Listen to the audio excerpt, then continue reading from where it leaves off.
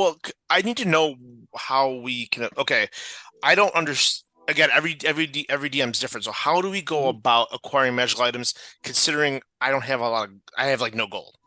Right. That's something where you guys could probably just talk to Elrond or Galadriel, a little bit. Maybe not Thranduil. He probably charge Yeah, you a bit yeah, more. But he's kind of well, probably not you. He probably likes you a lot, Eldar. Oh Um, yeah, but it'd be just kind of talking to a little bit. I mean, like as you guys came into from Galadriel teleporting, this is full on war camp mode. Like there's people running. Yes. You're hearing smithies going. It's the middle of the Yep. night. This is a war effort happening now. Yep. okay. So like if you want, like they'll be able to direct you to an enchanter, or Elrond himself. Like Elrond's taking care of your ring, so you're gonna want to go see him no matter what. Galadriel might still be kind of recuperating a little bit, but there's just stuff you can just ask where you want to go around town, and I'm not gonna make you guys roll to find him. You can grab someone. People are already gonna kind of know who you are. Crap. So I would Like like as for like to, money and stuff, it depends how long you want to wait. They'll probably give you carte blanche. If you want to order a fucking Vorpal longsword, go for it. It might take 8 weeks. All right. I'm down. I know. I Take knew. Hey, that. Aaron. He's like, you Hey, said Aaron. You said your word vor. You said he goes. You said the word vorpal. He's like, wait a Yep. minute. Wait a minute. minute. Aaron. Yes. Like just for like state of mind, like my character, it's just who I am in Umbar, like as a seasoned captain, someone that would know this stuff, like and being of keen mind, and that can I just like say I would not feel uncomfortable in this situation? Can I roll for it? In Because like term, I would like that I would just understand like I'm not gonna be head on a swivel in a place like this during war camp. no, and especially like even before when you Like if someone first. were to say right now and recognize me as a captain and said go do this, I would know what to do. I'm not gonna be like, huh? Yeah, you'd be able to. You'd know rankings and things like that. Especially Okay. Umbar would have been more under the Well, control of Gondor in the more Well, just recent because I was going to decades, ask you, and well, just because I was going to ask you, it's like I'm going to end up ask, like I said, something for a magical item that it's like I would know who to ask. Oh, um, Like I I would know where, like I would know where, like ish yeah, around like what to an I'm looking extent, for. yeah. I mean, yeah. Let's like I said, we'll start the game up here in the morning. You guys will meet someone who will be able to tell you guys wherever you need to go yeah, yeah, I for forgot. whatever you're looking for. We I can make a forgot. list, and yeah. I Like I said, forgot. I I put in wouldn't my feel inventory. uncomfortable here. I yeah, put in my inventory. I have a Sauron diary page, so I definitely want to go see Elrond for Oh sure. I So, would yeah, say he probably would have taken that from you with the rest of that book, oh, okay, he would have. Okay, then but I'm gonna do unless you that. would have kept it from him. No, hell I no. mean, I would Yeah, say because he definitely. he was Okay, I doing then it, and he was gonna go. then I'm gonna remove it then. Okay, mean, cool. Eldar to me, I feel like you should just you're like you are a bridge to these like elves are the fucking top tier. Like you're taking this up to Elrond and then you're putting your fucking hands down on the planning table. Like, all right, where am I going? Like you the boss. All right. Well, that's up to you. Done. Well, in the morning, that's up to you guys. I would like to go to Elrond. I think although the only I would normally say I think he'd be our best option to get any type of equipment upgrade, except for the fact he's currently working on the rings. Well, I mean like planning. Yeah, I mean like planning and ring stuff. Like especially that. Like because like I said, me, like I said, that's why me, I'm actually comfortable with What warplane is stuff what is and everybody whatnot. else? Which one would you rather go out of the three? Which one would you rather go I want see? to go to Elrond. I'm down for whatever one, but I think I'm going to ask for two things. I know two things I would like. I would like a magical shield and a my main weapon upgrade. Like if they can work on upgrading my main weapon. AKA Vorpal. Well, it doesn't have to be Vorpal. Just whatever the next unlock would be great. Oh, I forgot we have items that we have I to be gotcha. unlocked too. Oh shit. Good call, Jay. I forgot all about that. That's what I'm here for. Well, one of Clove's big priorities is going to be now that she's like heard that, well, now Oh, that that's she's heard that there is like a war breaking out, she's going to want to know what's going on with the Shire. yeah. Like, so she's going to be hard pressed when she hears that, like, that's the worst place right now. In terms of, because I think that's the one I rolled the worst on.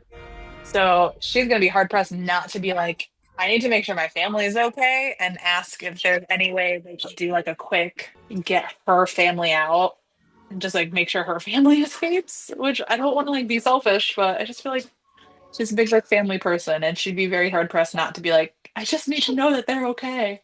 I You can know see that this they Lord of the Rings scene where they're like, no. no. Yeah, like she very like the elves and everything could very well tell her no.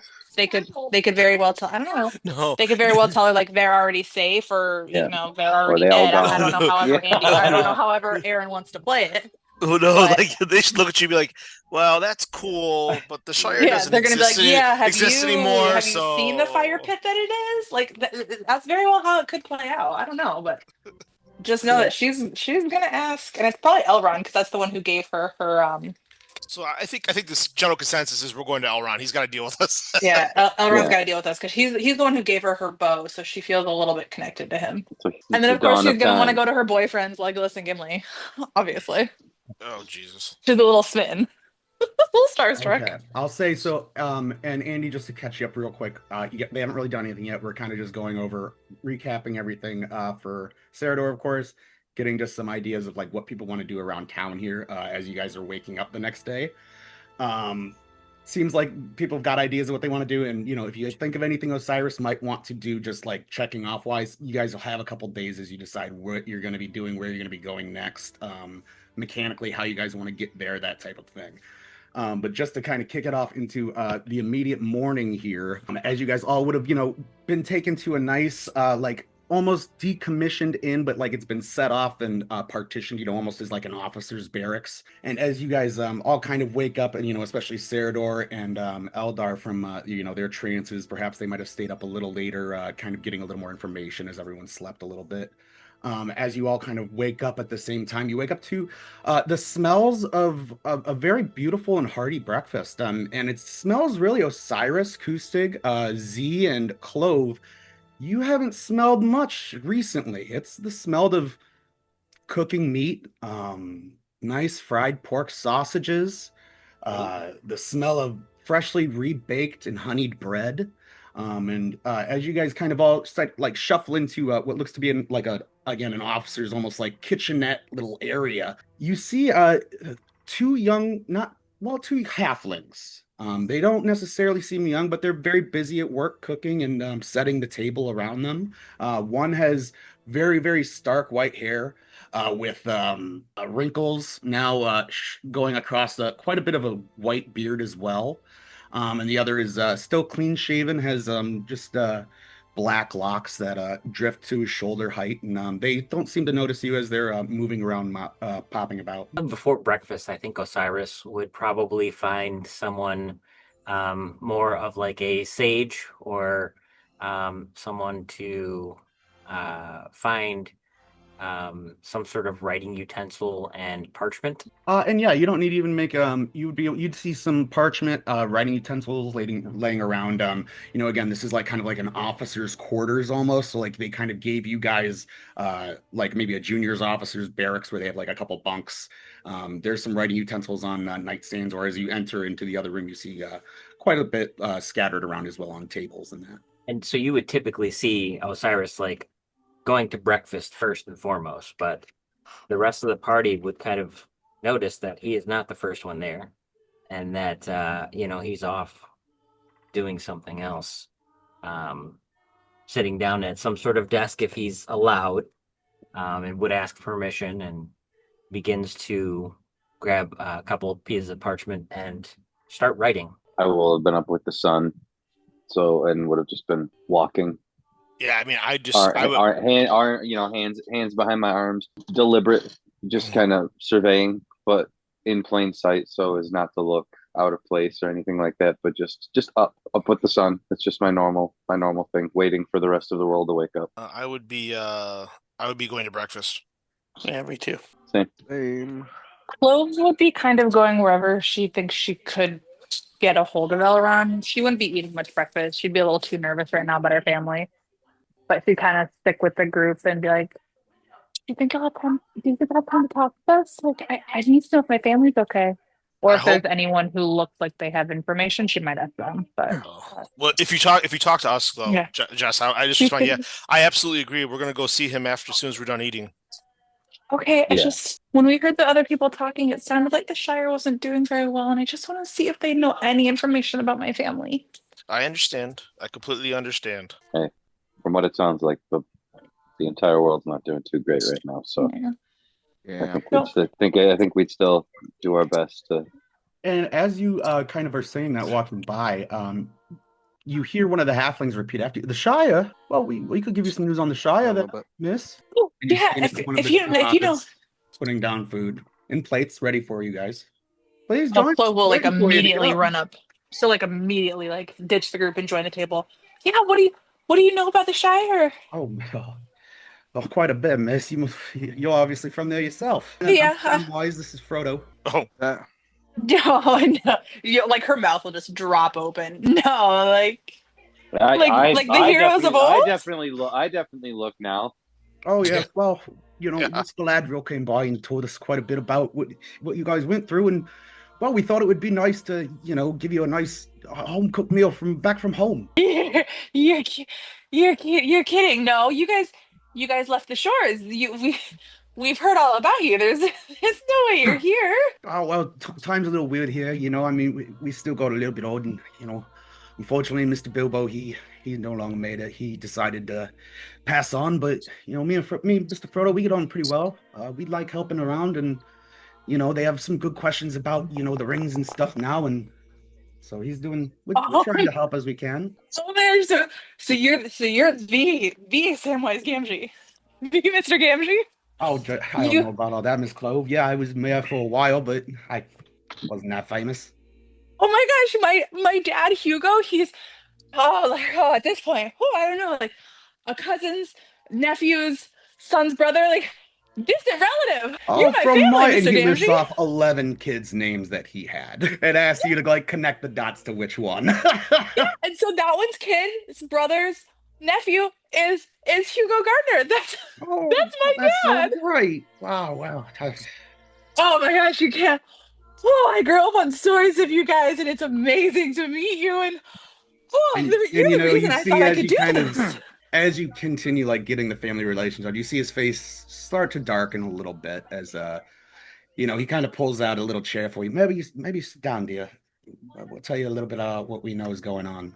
Oh yeah, so she'll put it down, still kind of Star Trek. So so we live in the Shire. Kind of, it hasn't really changed much in the past, couple hundred years. So as you're going kind of down the central street, we're kind of off to the left, and my dad is Hugo Gardner, and then my mom is Belladonna Gardner, and then I have a bunch of brothers and sisters, and I even have some nieces and nephews, and she'll start kind of listing off very like word vomity. Like, so I have a sister Sage, and she has two small kids, and their names are Lavender and Poppy. And then I have a brother Time, and you're going to notice a theme. My mom was a huge gardener. So, and then I have a brother Time, and his kids are Peregrine, Robin, and Sparrow. And then I have a sister Anise, and then I have a brother Basil, and then there's me, Clove. Like I said, you'll definitely notice the theme here. And then I have my little sister Rosemary, and they all live really close to each other, down on Center Street, off to the left. So any information you have.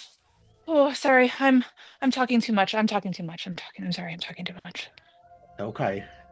So much of Eredor fell, and unfortunately, much of the northern kingdoms of men did as well. But luckily, the king made it back to Gondor, and they were able to evacuate much of the Shire. We don't have many specifics. Some were captured, but many did escape. They made it back in through Rohan, but it was a hard march, and many were lost. We can find some refugee reports for you, but as of now, the Shire is lost to us. See, like stuff starts like tearing up, and she's like trying really, really hard to like stay this like professional person. Yeah, if I think I'd like that. I mean, the kids were just so little. I mean, Lavender and Poppy, they're only 6 and 10, and I think they'd be okay on a march. And you see Yeah, Frodo openly weeping. yeah. If you'll have any, I mean, I have a big family, and I'm not gonna pretend to be foolish and think that they've all made it. And I know Mom and Dad wouldn't have left the Shire if the kids couldn't get out. So I suspect they maybe didn't make it. But I'm definitely looking for my nieces and nephews, and then my little sister, Mary Rose. She's only 27. I mean, she's still a baby, pretty much. Don't worry. So, Clove, dear, we'll get you news, and try not to despair. There's chances it didn't happen overnight. The best guess is they focused on Eriador because it's revenge for what we did. And the dwarves in the Blue Mountains, they took in many refugees from Arnor and from Eriador, and it wasn't a sudden invasion. They didn't cut off retreat, but we just lost our homes for now. So don't And despair. Don't lose hope. yeah, a lot of, I mean, we're not fighters. We we're gardeners and tinkerers, and Well, so I hope some got out. I mean, we're little people, I know before we so left King Alessa, he did a lot. No, he put up quite a large military up there. That was where he took his kingdom. So it's quite possible they were evacuating as they held back as well as they can. okay. It's all very fresh and new. But you're right, it didn't happen in a day. My sisters and my nieces and my nephews, they're all smart, and they grew up on stories on you guys too. So they're brave. They're brave, but they played Sam and Frodo from all the stories of legend. So they'd You hear be that, Mr. brave. Frodo? They're playing as you. Yeah, yeah, they're playing as you guys. They loved it. They'd fight over who got to be Sam and who got to be Frodo, and then we'd all take turns, and we'd be the brave hobbits that everyone's heard about. You guys like put us on the map. Well, if I know Merry and Pippin, they got smarter as they got older, so they probably the kids probably want two big chops off the old block, and I'm sure they got everyone out. But we'll get some more news for you, and if you like, you can sit and tell us about the Shire for a while. Yeah, I'll tell you. And she'll just get so excited with the idea of like kind of telling you how things have changed and what's the same. And she'll definitely at this point kind of stay here for breakfast. So I don't know if the rest of the party is gonna like stay and mingle with Lunch them and for move. breakfast, or or if you guys are gonna be like, oh God, hobbits are being weird, and if you guys disperse. But for as long as breakfast is, and as long as everyone's kind of in this communal breakfast, she'll stay with Sam and Frodo and tell Breakfast them will all about evolve it. into second breakfast, and then 11 and Exactly. then And pretty afternoon much until tea. until one of you guys comes and like collects Clove to go, she will be at this table. Yeah. I mean, once I'm done eating, I would go. My plan is to go see Elrond. I will So say, does Z at all interact with them? They'd be probably because Clove seems the most upset. They'd be probably kind of more focused on her, but they would know of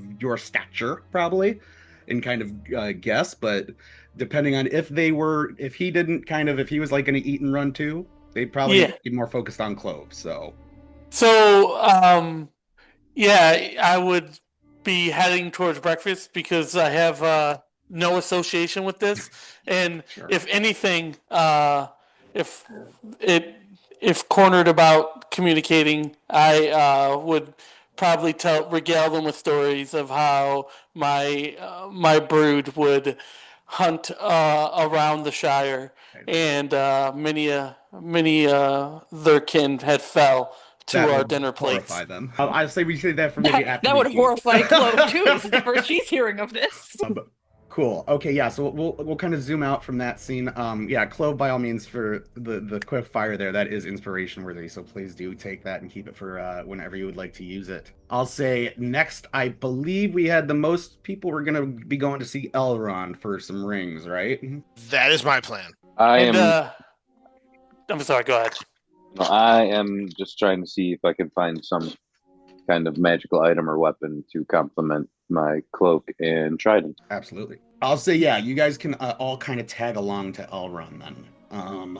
Or Osiris, if you're going to kind of hang out still. I know you said you were writing for a little bit. It seems like everyone kind of let you do what you were gonna do. Yeah. After writing, he's kind of doing some updates. It's been a while since he's addressed any of the official stuff, so he's kind of like writing updates for his his living will and testament. He's experienced a bunch of danger, and he's old. He's not a young dwarf anymore, and he realized that rather than his estate going to his wife, it needs to go to the kids, and so he wants to make sure that he updates that and finds someone to send this by Raven or whatever, carrier pigeons or whatever's around. He would find the appropriate people to make sure all his affairs in order, because Do you think that'd be something he'd seek out Elrond for, or Galadriel, or would he try to just keep it more discreet and try to find like a type of messenger? Like he would know war camp enough to be able to find something like that with little issue. yep, he would want to keep it discreet. Okay. He doesn't and he's not even telling the party either. He feels old. He feels it in his bones, and Yeah. this isn't work cut out for an old man anymore, but yet he was still chosen and is still going to keep his honor and his vow to save the world, essentially. Yeah, go ahead and give me a. I want this to be luck, but I don't know if luck's what I want. Give me a perception check with advantage because Osiris kind of knows what he's looking for. I just want to see if he finds anyone along the way. Okay, that was a 13. Okay. 13 is going to be right on the cusp of it. So you're going to be walking into, as Osiris kind of makes his way out after everyone leaves, maybe grabs himself a little sausage to go.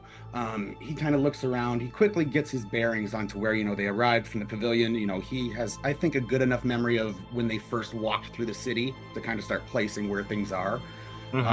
Takes him maybe about 20 minutes to find like a specific messenger type encampment that you see couriers running in and out, but you also see like mages like using like a special ink to like write on parchment that then gets teleported off.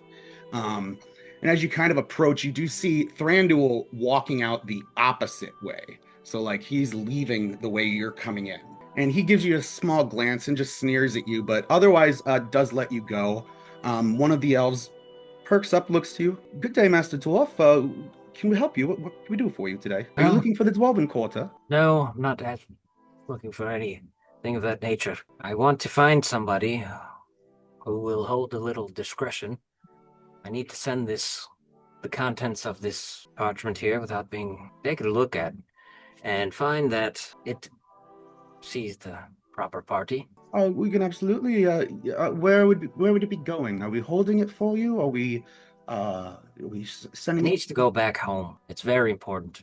I'll pay whatever the going rate is and then some. Well, depending on if you need it to go to Erebor, we can have it sent to the Blue Mountains, the Glittering Halls. The Glittering Halls we have access to through a tele-right, so the scribe could get that there immediately. But if it needs to go someone north, then that would take a couple weeks travel, or probably about 8 weeks by Raven.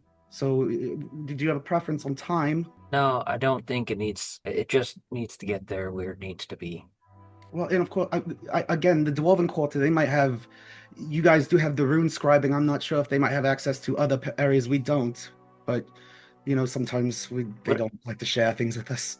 would I know that? Would I know that You there would was know that there is a Dwarven no? technology like rune scribing, so it's similar to like what the elves would use, where they would write it on parchment. Dwarves would just carve it into root like a stone tablet. That then they would have a stone tablet in another area. You don't know if those supply lines are still working, of course. Like those are things that would have had to have been set up, and that would take quite a bit of dwarven magic to do. But Mhm. this is like one of the big hubs that you could fairly assume you could get it there quicker by going to a more dwarven area. But you'd be putting yourself into more dwarves knowing you, possibly, you know. Mm, no, no. If he knew that and he knew all that, he would Mhm. just pay. Now, I forgot where Osiris is from, but obviously he remembers. So, You're Erebor.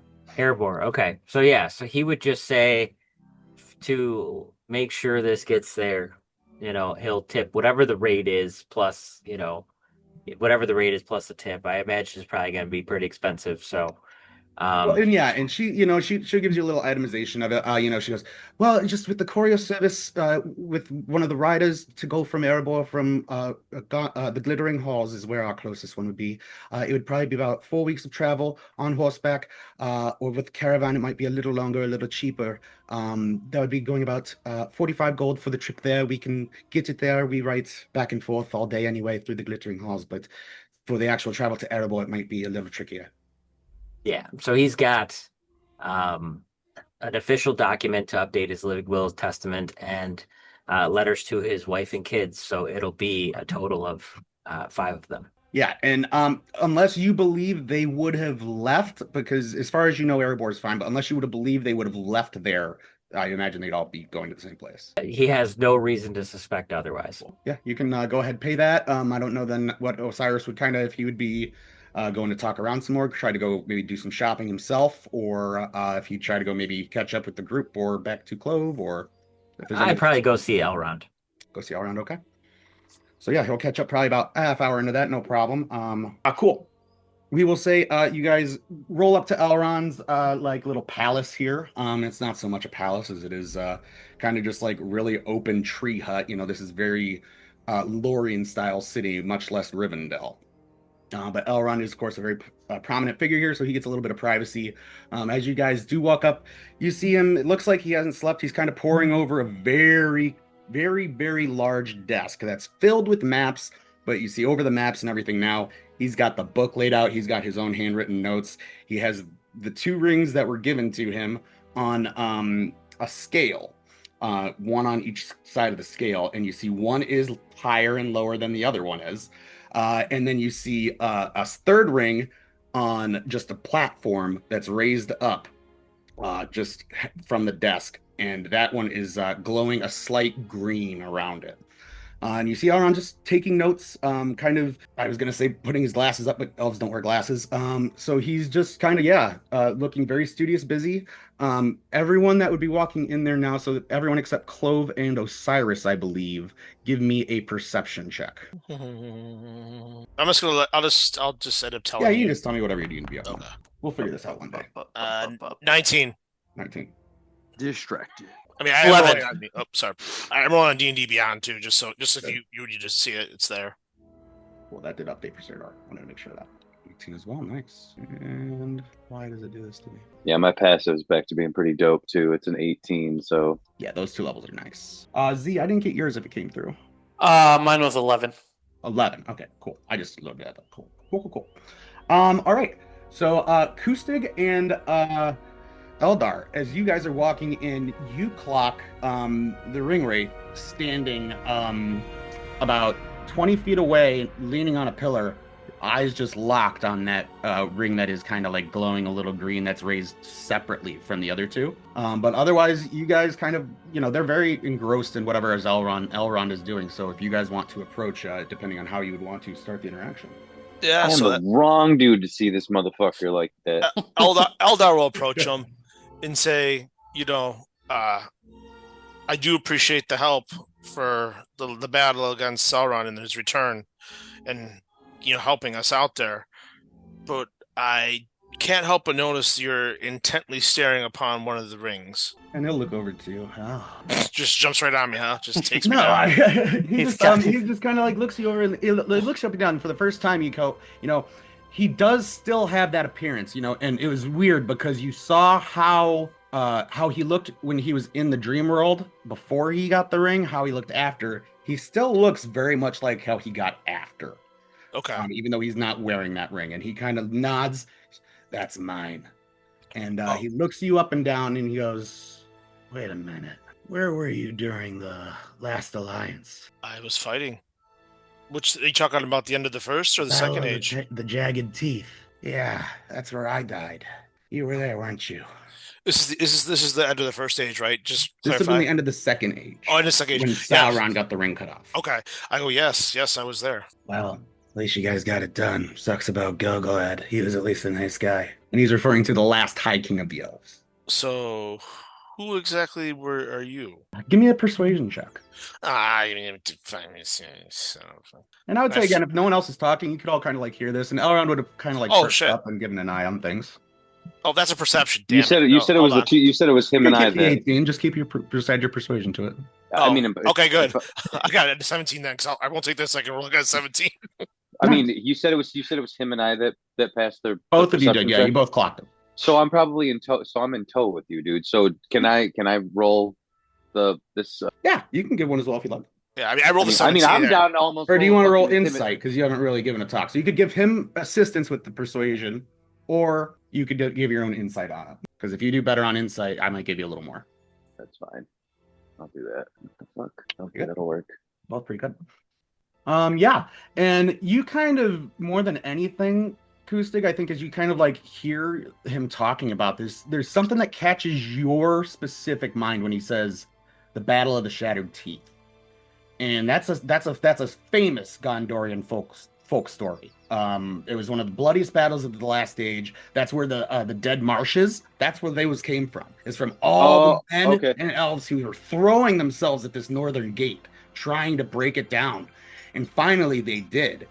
And, as you're kind of like putting that together and remembering, these old stories from when you were a kid, Eldar, you kind of like catch a little bit from it too. And, the pieces fall to place in both of your minds right as he says it. He goes, I'm the Nerion of Gondor. I was the youngest son of Elendil. Oh, ew.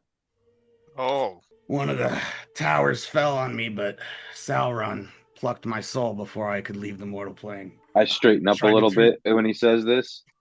He tried to turn me into the first ring wraith, but he didn't have the process down, and so then I gotta sit around for 2,000 years until he got the ring almost back, and well, now you guys came along. so what is your plan? I'm gonna go kill every motherfucker I can. I just need that so I can do it. Oh, so you planning on facing Sauron and his armies again is what you're saying. That's the plan.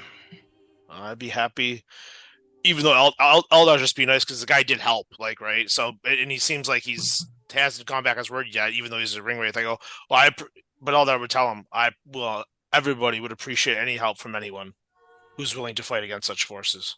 We'll see. Not a lot of good looks I'm getting around here. Elrond remembers me, and some people do, but Well, obviously, I do now. Well, yeah, you would know him. Yeah. I know of probably him. in And passing, yeah. Yeah. And yeah, Yeah, Acoustic, you'd know the name, of course. Yeah, like I said, from, like a very, very, very distant ancestor of yours. I mean, I feel. Oh god, would he have fought bravely? Would I have known he fought like bravely in the fight? Oh, Like yes. he was okay. Yeah. Then I Yeah. just respond. I go, you were a brave warrior. Just because you've changed appearances, we'll call them, doesn't take away from the fact of what you were. Well, and that it's of course hard to read his face, but Yeah. you see his kind of posture soften a little bit at that, but also you know what's going through his head too is that all the other ring wraiths were too. They were all very valiant warriors and very, very strong kings of men, but they still corrupted and fell, and so Yeah, but they like became you get that from just the intuition of the conversation of what's okay. happening. His coming back is that like they may have been corrupted, but they're choosing that. You have not. As long as Lord Elrond can do what he says he can and cleanse this properly, hopefully that will not be my fate. I pray it is not as well. Yeah. And unless Kustiga, you would like to interject? Nope. If anything, I just feel like I actually do now feel like fuck, because when Galadriel pretty much interrogated him and came away that he was okay, I was like, You had no right. Yeah, you had every right. no, to I was like a little, I was a little less concerned. But now that I know who he is and that Elrond's kind of like has him in tow, I'm like, well, okay, I'm so sorry. Damn it, my bad. I'm not going to try to kill you anymore. Cool. As the kind of conversation dies down a little bit, Elrond, you guys see him very much wielding the ring of I know this ring. It is the ring of Vilya. It is sapphire, so a large sapphire ring and a golden band. As he kind of like finishes an incantation, he plucks the ring in the middle and proffers it to a Nerion there, who kind of moves past you guys. And as you do, you still do feel kind of almost that like chill as he passes by you, because he's still a fucking undead ring wraith, man. Yeah. But he moves over. He takes the ring from Elrond, puts it on a finger, and kind of just steps back a little bit. Elrond will turn towards Kustik, or not Kustik, I'm sorry. He turned towards Eldar and Z, and he will point towards the two rings that are now balanced in the scales. Oh. Before you guys go to grab them, we get to do more rolls. I like rolls. I'm going to tell you right now. You know how much I hate rolls. I'm going to give you Lord Elrond's spell casting for this roll. Okay. So you're going to get a plus 11 to any roll you make. Okay. Not just one roll, all our rolls? Yes. Every single roll with this ring. So he's cured the first one on it because you asked him for it. The first one's free. Okay. So no matter what, you're going to get 2 rings of men back. I'll tell you off the bat, they are going to give you a -1 to a stat because they're only cleansed. They're still technically corrupted. If you roll a 25 or higher with the plus 11, you'll get to the next level, which would be slumbered, much like your current equipment is slumbered. So it can still graduate to another level after that. Oh, nice. The first one's free. What type of roll are we rolling for this? It's going to be a D20 at 11. Your DC is going to be 25. Oh! Okay. There's no like. I thought we were rolling like a check. Oh, we're just rolling a regular D20. I'm sorry. All right. Okay. Clint, you want to go first? You want me to go first? What would you prefer? I have no preference, man. Yeah, it's my birthday, so why not? I'll go Oh, first. dude, happy birthday! Oh yeah, my birthday's tomorrow. Yeah, Oh, I was just gonna say. I was but gonna then- give you a I was funny like, one. wait. I was like, go ahead. I'm like, go ahead. I'm like, wait a minute, your birthday's tomorrow. Yeah. Happy early All right. birthday. Thank you, everybody. I appreciate it. Here we go. Yep. Roll that beautiful beam footage. Yes, hit it strong. Nope. 29. Well, 20 total. Oh, Okay, I so thought it was like 29. I'm like, damn, that's you good. get it back cleansed, unfortunately. Fine. So that's yep, that's fine. So it's going to be, let me see. I had it written down because I was smart. You were Mermena, which is an opal. So it's an opal ring and a silver band, or it's an opal stone, I'm sorry. With this, you get a -1 to charisma checks. Okay. So I'll have. Are you going to provide me with and this depending item? on how Clinton rolls, I'm going to explain it anyway, but I want to not do it. All right, Oh, here we big go. money, big money, big money, big money. Come on, Clint, let's do it. Solid 16. Solid 16. Okay. So Elrond hands you both the rings. Give me a wisdom saving throw, both of you. Oh, fuck. Do we get 11 to this too? Soul gets sucked out. Do we get 11 to this too or no? No, you don't. I rolled a 12. Fuck, I rolled a 12. No, this. Wait, what shit is this? A surprising. wisdom saving throw? Yeah. All right, I'm getting in there. 12. It's my best save, and I rolled a 12. I got a 15. Meets it, beats it. Okay. Z, you do not feel compelled to put the ring on. Eldar, you do feel compelled to put the ring on. Oh, fuck balls. Thanks. As Elrond sees this happen, he goes, this is what I was afraid of. The rings are very corrupted. I'm not sure what it was with the Narions. His will must have somehow lent to it being uncorrupted as he held it. But the magic is here in the books. It just may take some time and it may take some money, unfortunately. It might take away from other resources we may have. But we can make it work. And so he'll go into a little bit of a process. And I would say right about now, Osiris is walking up and like hearing him as he's describing the process on how to cleanse these rings further. I mean, he goes, the initial corruption, it wasn't too difficult. It only took this evening. And he just kind of like does the math in his head because he's an elf. It took only 8 I or have to 9 go get hours. Willow's stuffy from the basement. Is what she wants. And I believe we could get it cleansed to another level in another realm of safety, like we did with Anarions, with another 24 hours and about 500 gold each ring.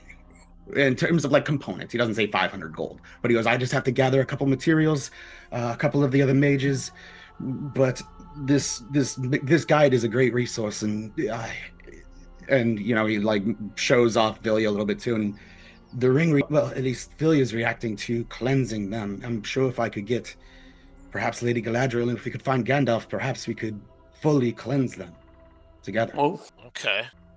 As we whistle for Lady Galadriel, who's like 9 feet away. She is not here. She seems to be sleeping.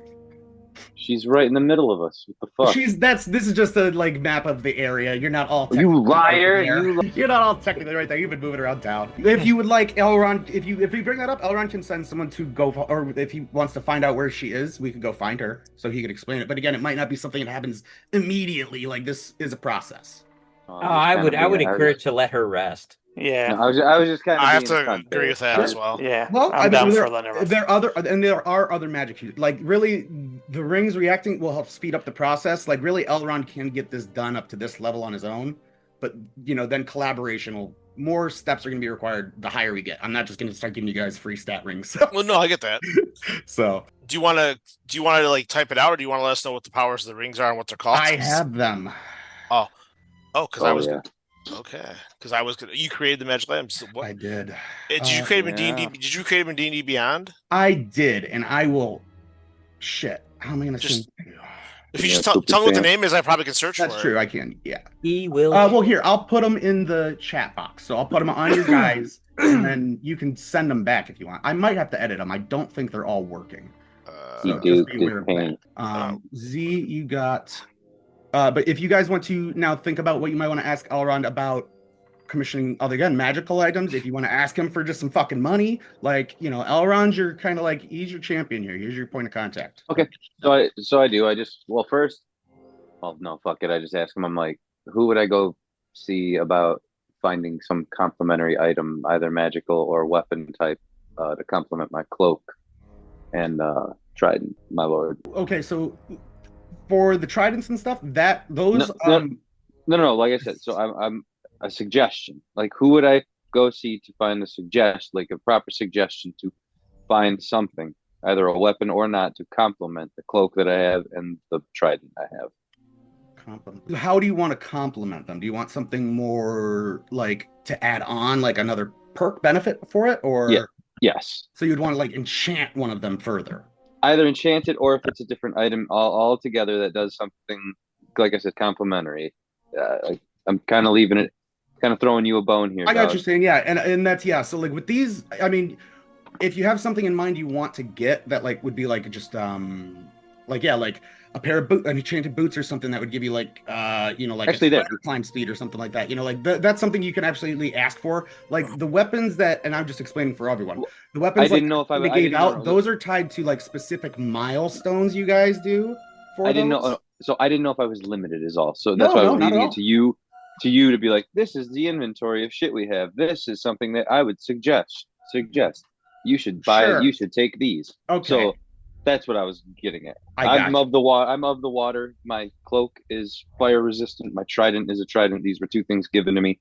What is something from whatever the fuck my god that he would also suggest? I got you. You know what I mean? Something like that. I got you. If in that take your time if you need. Take your time if you need to. Well, let's do this. Let's take 5 while I get the items transferred here. As we come back in, Elrond kind of finishes talking about this, and about the different ways the rings can be cleansed and the timelines and not monetary, but spell type components and magical items that are rarer to find even in the war effort. But he does intimate it's possible. It just might take a varying degree of time. He does insinuate that if you're paying, it is guaranteed to work. Okay. So at least for this round, for the next round, maybe like if we get Galadriel to try, he can try it with her, and that might take another day to try it. But once they get the kinks worked out and it fails the first time, success is guaranteed if you pay for it. Go ahead. Can I intimate that again? Just because I feel like I'm being greedy, so I'm gonna contribute. I intimate that I don't have need for the shiny coins that everybody else carries around, but I do have these boots, and I'm willing to donate them to the war effort if that would be acceptable as a trade for those for the work being done. Anarion's gonna walk up to you and try to take the boots from you. I'll take them, little one. We want boots? I mean, you got 500 gold happening. If you're just gonna give them away, but like you said, donate. That's why I'm being kind of a dick. Are you like intimating you want to find someone to sell them to, or are you donating to the war effort? I want to give them to Elrond, and he can distribute them however he deems fit to best help the war effort. Are you hoping to grease his palm a little bit? Like, oh, I'll try yours again for free, little one. Yes. My deal is I can't give you money because I'm poor. Okay. But I will help the war effort by giving you magical boots. Well, I'm going to make you roll for it. Okay. Fair enough. Yeah. Give me... What would this be, really? I'll let you pick. This is either going to be a persuasion check. So far, I'm liking that. God, I don't really know how else this would go down. I think it can only be persuasion, unless you're trying to deceive him into like giving it to you like as a back and forth. Are you trying to like tit for tat this, or are you trying to just genuinely hope he says, okay, sure, I'll help you out again? Yeah, so this is the thing. Ultimately, if he says no, it's fine. I'm still 100% willing to donate to the war effort. Because again, metagaming, I feel I am asking for too much. I am trying to set the scales, morally set my scales better by giving up a magical item to get a magical item. That is what my overall goal is. But in game, I am just trying to be like, hey, I'm a poor guy who doesn't have money, but I do have this of value. Do you find value in this? I got you. Give me a persuasion check with. No, I'm not going to say with advantage. I'm going to give it a straight roll, but I'm going to lower Okay. the DC. DC 10 takes the boots. All right. 13, he gives you a discount. Anything above a 13, it's yours. All right. With the 24 hours, you'll need to enchant it. Yeah. Well, let's hit it. See what happens. Natural 20. No way. Damn. Damn. Nice. Nice. Persuade the shit out of him. Those shits are yours. Shit. No, he'll look down at you and go, I appreciate your candor, little one. I'll see what I can do. You guys did very well. What are you guys? There is talk around the town. You all must realize that you are quite well regarded now for saving the Lady Galadriel. I can try my best tonight for the both of you to re-enchant these further, but it will take most of the night. And you see he kind of like tiredly scratches the back of his head and looks down at him. And he'll put out his hands to take both the rings from you guys again. Wait a minute. I'm getting lucky on this too. Sweet. Natural 20, baby. Oh, good job, That's Jay. right. Good job, Jay. You're welcome, buddy. Remember Thank you. that next time I need you for something. I know, because I had no idea what I was going to do, so that works out perfect. I still offer the boots up. I mean, that's part of my agreement. I live in a barter system. We lived in a barter system. He'll look down at you and go, I have an idea for those, little one. Why don't you go to... And he'll kind of look between all of you. Well, maybe if you be here, yes, another night. There are, of course, many temples throughout the city too, the Valar, and perhaps checking in with your gods would be a good idea. Perhaps they can elevate your boons or give you some guidance on the next steps you should take. A night spent in prayer might be tiring, but perhaps it will give you some guidance on your next steps. Yes, sir. I step back, like I get out of line. I assume we're like in a single file line here to request stuff. The queue? You guys queued up? Yeah, queued up. Queued it all up. Elrond moves back Oh. from like the pickup line. He moves over to the order line. Now I'm gonna get out of line too now because what I needed done is get done. Gets the apron on again. What can I order for you? I don't think Clove is here. I would say no. This is still probably Clove. You're probably Okay. right now getting into 11Z's. You know, 11. it's probably been about an hour. You're starting to wonder where maybe everyone is. Maybe if you wonder if you should start leaving. You know where they're planning on going, but the city is yours. You feel. I was very saying no. free. I do genuinely think until someone comes and collects her, Yeah. these are the people she grew up on stories of. They are what made her think that hobbits could be more than And you're a what taste they from home. are. They're more than happy to forget the war for a while, and yeah, they're perfectly happy for that. I imagine at some point here towards maybe afternoon tea, they would go, "Oh shit, we got to get you out of here." But yeah, we still got another like hour or so if she's that caught up in it. Yeah. Oh yeah, she. But yeah, as I don't think she'd leave. everyone else moves about a little bit, I would say Elrond would look towards or as kind of this was going on, I would say. Narion would kind of start moving away from the group quite a bit, but he would stop at Kustig for a moment as he's walking. And we didn't do this last night, so I'm going to have it be a bit of a double roll here. Kustig, go ahead and give me a wisdom saving throw. I'm going to have Narion give me... I know what this is. You. No. What is it? Inside check. And I'm going to... Pretty I good. don't know.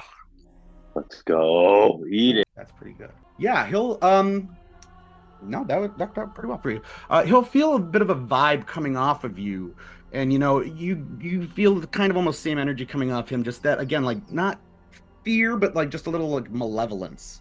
And you can feel him looking you up and down, particularly like maybe any little like trinkets that Kustig might have from his time at sea, from his time in Umbar, growing up. Maybe like a familiar lineage, one that has like a specific trademark on his knife. And he'll kind of really give wariness to it. And those are some icons I haven't seen in a long time. And if they're from where I remember, I'd love to hear the story of how the men of Umbar could come under the forces of light. Last we were fighting against you. Come from a long line of good men, honest men. Not sure if you were wearing those, they come from those men, but if you're fighting alongside these, perhaps not all is lost in the south. And they'll start to walk past. I just do the Jeremiah Johnson head nod. Elrond will look between, I guess, kind of like Serdor and Osiris would be, I guess, kind of the other two lingering here. Do either of you kind of approach? Yeah, I would probably try and find out And so that way we don't have to role play and we can kind of skip ahead. I kind of typed it in the chat, looking for any of those type of things. Sure. And yeah, he would kind of like again for the boons and stuff, he would recommend probably trying to go more prey towards your god. If you're looking for other magic items like that, um, yeah, he can direct you to the quartermaster, where they would have, whether you're looking for like I know Z was saying he was looking for a shield, perhaps. You guys absolutely can go hunting for things like that. If you want to ask for like the money and things like that to do it, he'd probably be the one to talk to. So if you're saying, like ballpark, like if you give me a couple items, I can give you a ballpark of what he's able to supply you with. And then Yeah. like, he can give you options of like other people in town you could try to visit to maybe hit up some more money or try to go trade some items you might have or other things. Yeah, I mean, Osiris coming from his lineage, does have lots of money at home. However, just with him now, he doesn't, but he knows the meaning of earning. Sure. So, if he needs to find a way to make some of that money, he will go and ask about it. Yeah, and I mean, yeah, for like we'll just say ballpark here. Elron gives everyone 500 platinum, so you can add that to your purses just individually. And then Jesus Christ. he'll say Galadriel might have something else a little more for you as a group. Wait, But she's do we get 500 plat a piece? yes. Oh, damn. God damn. And he goes, this is going to be about the cap we have for you until you come back from your next missions. So this Galadriel might have a little bit extra to give you for saving her, but this is what we have in our like kind of the war chest, so to speak, for you guys to go exploring. They can help you with some weapons, stuff like that. But like this is if you need to buy money, horses, stuff like that on the road, this is where the money is. Just Like casually gives everywhere us else is front 500. lines. Yeah, Casually gives us $5,000. yeah, like everywhere else is going to be front line. So like, you guys, 30,000 gold for what might be, you guys might not get any money for the next 6 months to a year is. So after the ring wraith gives me my up and down, I just casually look at Elrond and ask where the Temple of Olmo is. And yeah, he kind of finds a map of the city and directs you to where, in the city, there's, of course, a small temple. And he also directs you, of course, to the overall map of Valinor, where the temple, like the main temple, would be, like similar to when you guys first arrived. You arrived at the main temple of Manwë, right on the top of Mount Tanaquetal. He directs you to like where the main temple of Olmo is. It's the very farthest southeast kind of part of the continent. It's very tucked away in like a cove. But, like there's paths to get there if that's what you would like to do. And again, this isn't like you guys don't have to leave like tomorrow. They can get you guys somewhere in the world, but this is a prolonged war. If you want to take a couple days to go, we want to get enchanted cloaks and gloves and like kind of stack and kit up a bit, you absolutely can. I mean, I legitimately just look at it as soon as he tells me where it's at. I'm like, deuces, and I take off.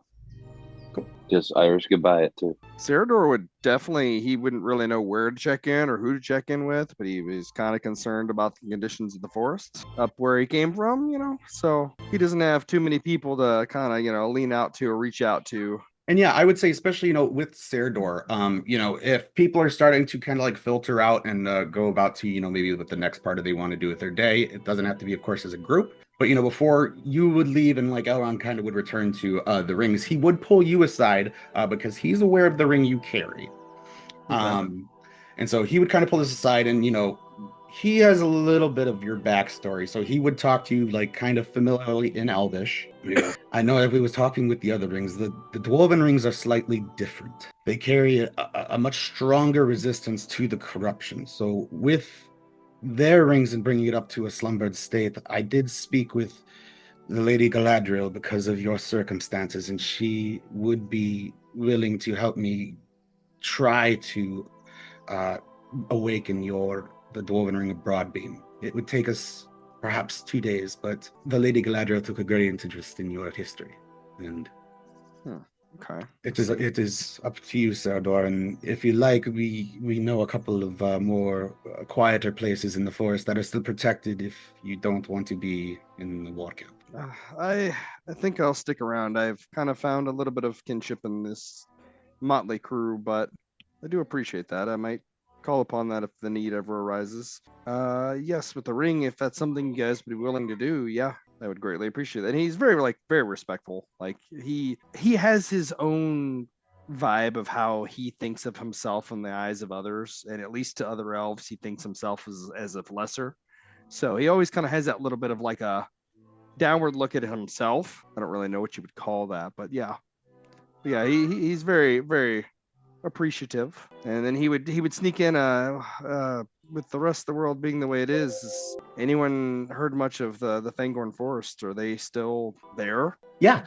Cool. And yeah, he'll take the ring from you, kind of put it aside into a more secure box. You see, this one is like it's like a clear plastic, almost looking like it's glass, but this one looks kind of sealed more. He keeps it away from the other two rings. Fangorn, if you want more detailed details, I would recommend speaking with Thranduil. He's leading the effort for Mirkwood Forest down through Rohan, and then Gondor is taking up the other half of the plains of Rohan.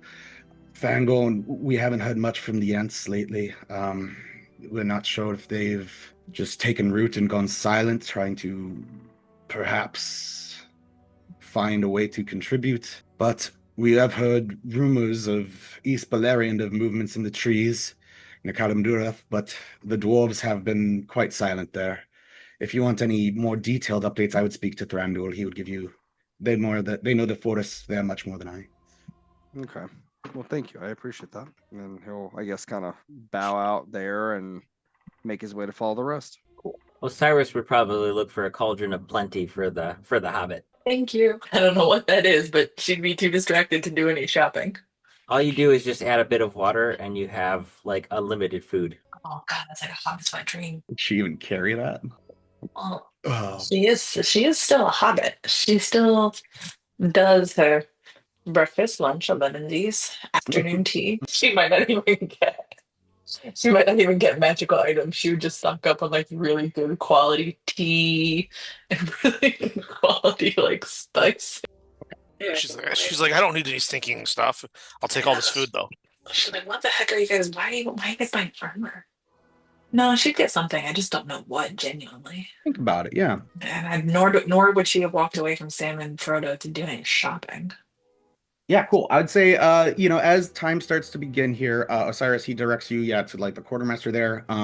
For like actual items, if you have something specific in mind, I'll just make you guys, you can all pick one or roll from it, or I'm going to let you guys pick from your boon table again. So if you got something specific in mind, that's obviously within reason. Are you still talking to, like, am I able to do that to you even though I got the ring coming, or no? We'll see. Do you have something in mind?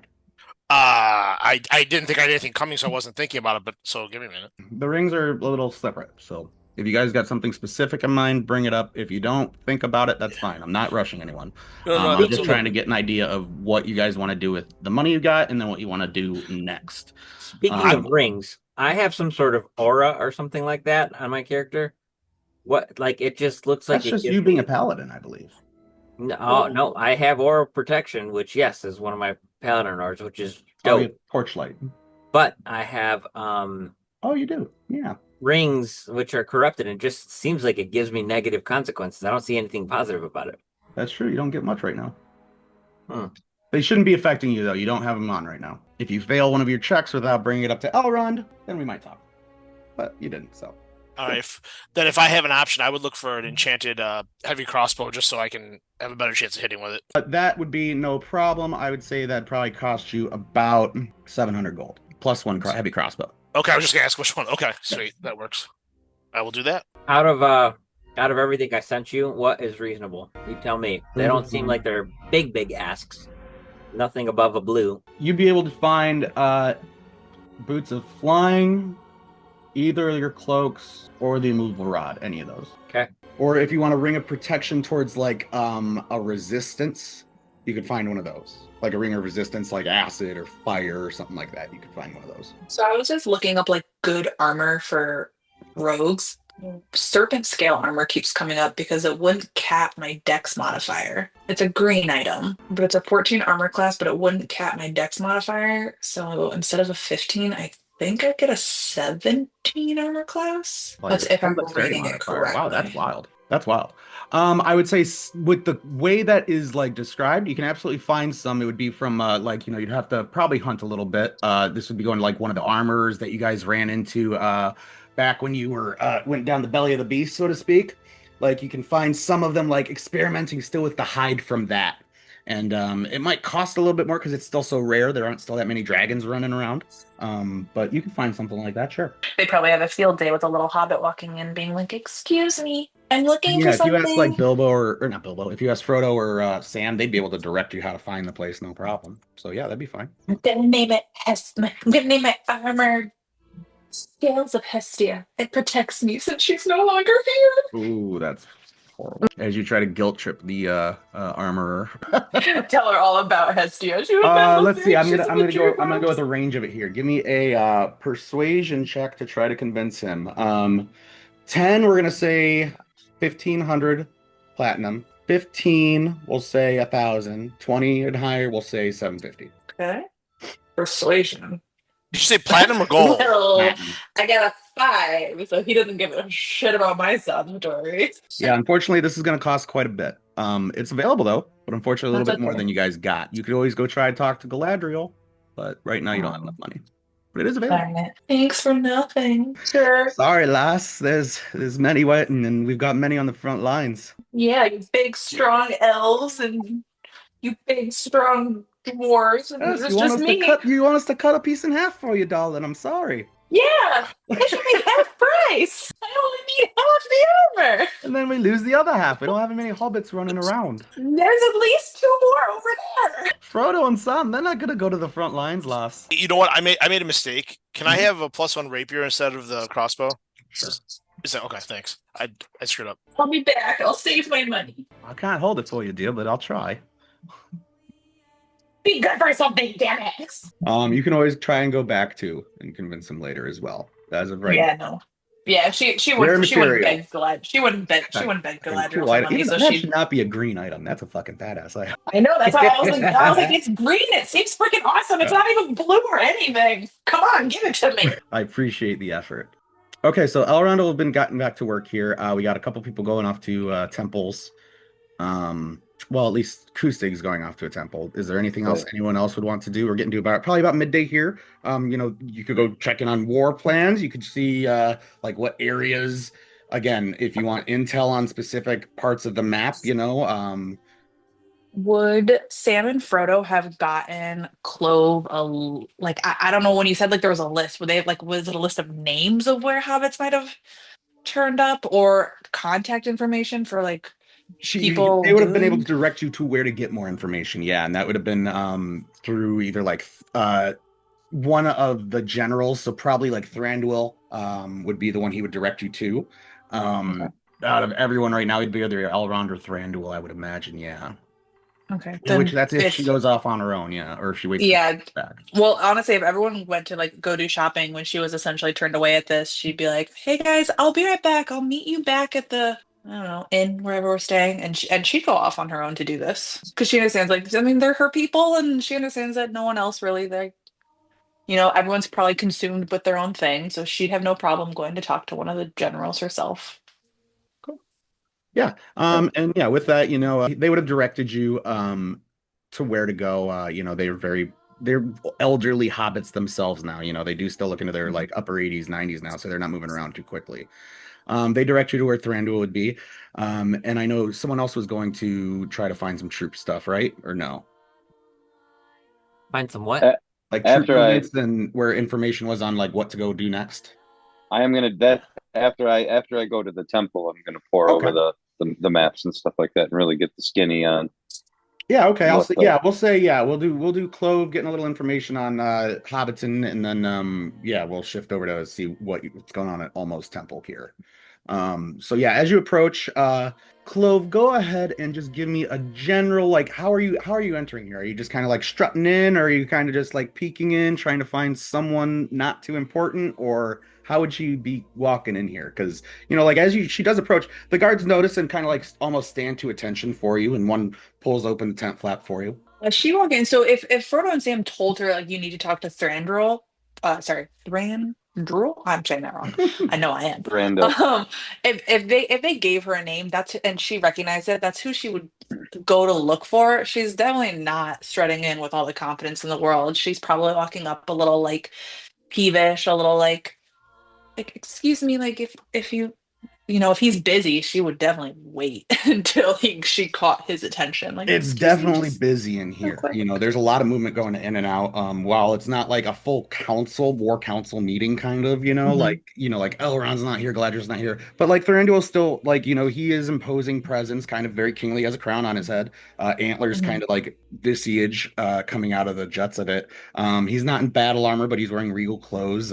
He's poring over maps himself. There's a couple commanders in full like armor like giving troop movements, slowly moving pieces across this large map of Middle Earth. And one of the scribes kind of does look up and go, "Oh, King Thranduil, we have Miss Gardner here." And he'll look Oh, up from his discussions, and he looks not crestfallen, but he kind of just looks a little annoyed at the interruption. Maybe not particularly at you, but just the interruption in general. But he does kind of like wave the two generals aside and waves for Clove to step forward. I'm so sorry. I didn't mean to interrupt, but Mr. Sam and Mr. Frodo said that I should talk to you about where the hobbits of the Shire might have been displaced. I'm looking for my family, and they said you would know who to talk to. And he'll like kind of like move over and go, Visalia. And one of the scribes that was over there taking notes still hops over, and you see she's a very young elf.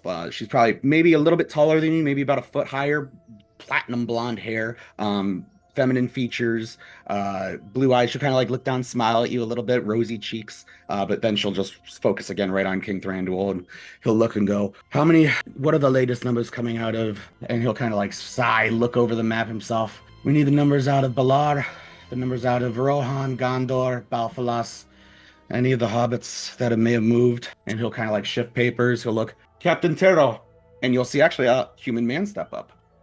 This one wearing like the very winged visage of Gondor, lots of silver, blue. He has very much of a corsair attitude on him. He was likely from a ship as well. He steps up, pulls over another one of his scribes. He has a stack of papers, and he'll go, "These two scribes, they have all the numbers from Gondor and from Beleriand. They'll know anything in the ports of Gondor of numbers, and if there are names. It's calmed down a lot, but it's still chaos out there." And Thranduil will just then kind of almost be dismissive towards you and look back down, Thank, waving his generals back over. thank you so much. And then she'll turn back to the scribes. What would be easier? Do you guys have names? Do you want descriptions? I mean, there's several people. How can I Well, help? and the two captains kind of like start ignoring you, the actual like military members. The scribes do kind of like usher you off to the side a little bit, where a couple more scribes are. There's some little desks where they're all kind of like flipping through papers. There's a good half dozen of them right here. And you see messengers in and out, in and out. They pull you to kind of a side where there's just stacks of papers. Um, well, let's start with names. And then that way we can search. We'll search together, and hopefully within.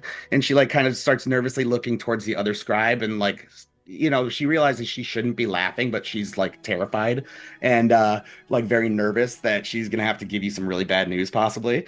And the other one goes, "It's okay. It might take us about 12 hours. We've got most of it alphabetized. As long as we have the familial name, we should be able to find at least a couple people in this short amount of time. And we'll keep looking, and we can try, and if you're staying anywhere close or before you leave, we'll get you updated numbers." And you'll just kind of see her like almost like this weight has been lifted as she kind of almost clubs. Okay, thank you.